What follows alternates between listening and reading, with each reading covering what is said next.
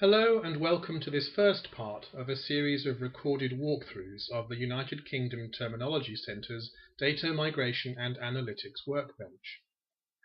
This is a proof of principle application written in Microsoft Access, demonstrating some of the properties and possible advanced uses of the data migration mapping products and the terminologies and classifications that they link. The application is divided into four main areas of functionality: the largely text-based console, which is displaying now, and three graphical tools, the Browse, Queries, and EPR Data Analytics modules that open when one of the buttons at bottom left of the console is pressed. This first walkthrough, however, provides an overview only of the first tool, the console. The console is the home screen for the workbench. It always opens up on this view. For most users, its only purpose is to gain access to the three other graphical tools, using the buttons at the bottom left, and occasionally to read the log and error notifications that appear in the grey pane. For more advanced users, the console provides a command line and scripting interface, although this is covered only briefly in this walkthrough.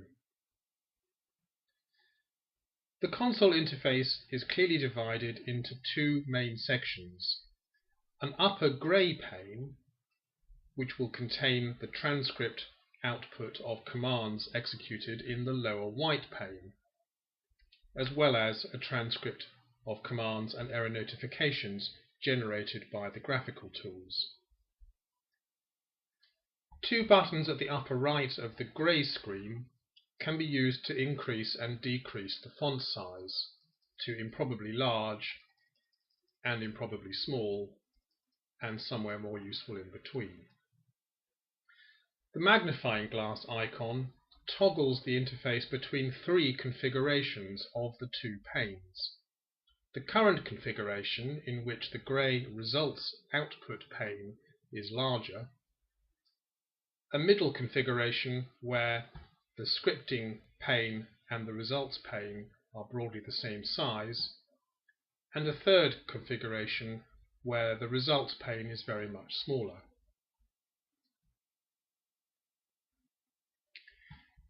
In order to run a command, you enter the command in the window at the right here. So, for example, I could ask for the word equivalents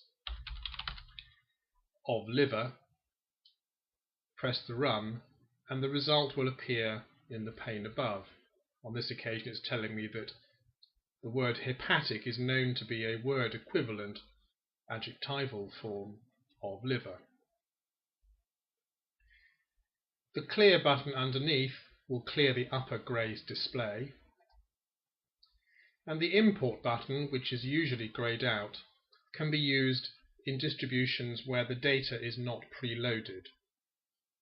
Suitable data for the terminologies and mapping tables that you wish to load into the application must be separately obtained, but then import of them into the tool is a one-click operation. In distributions where the data is preloaded, the import button remains permanently disabled.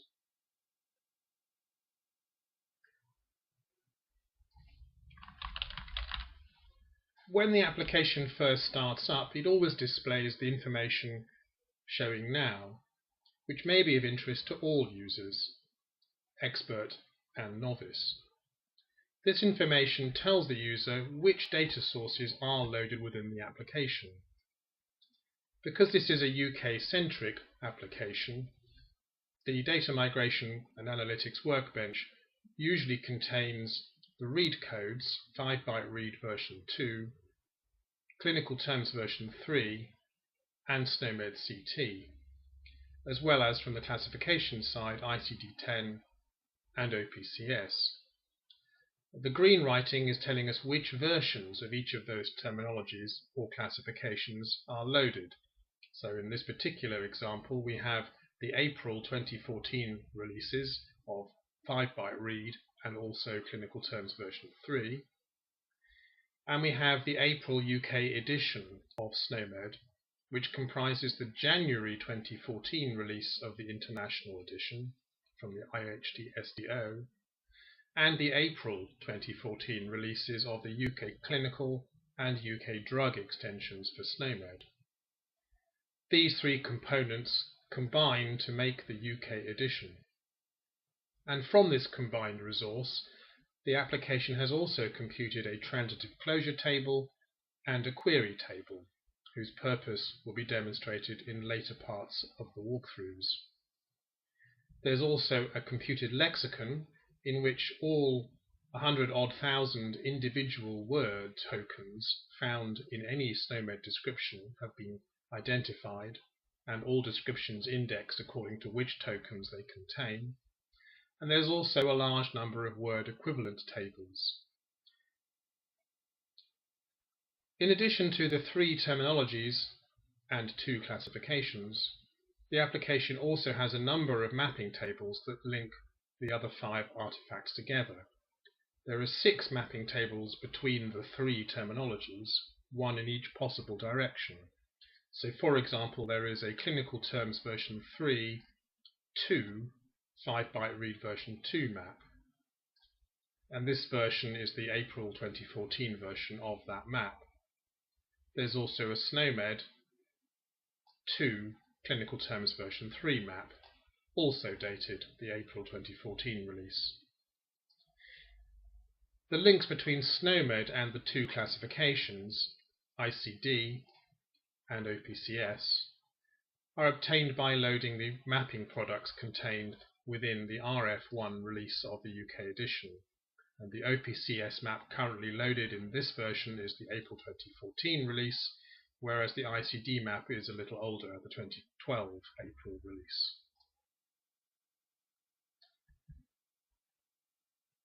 The full list of commands recognized by the command line interface can be obtained by clearing the bottom instruction pane completely and then running an empty dialog. This will generate a list of all the commands and an outline of the syntax, which may only be readable depending on the aspect ratio of your screen by making the font a little smaller.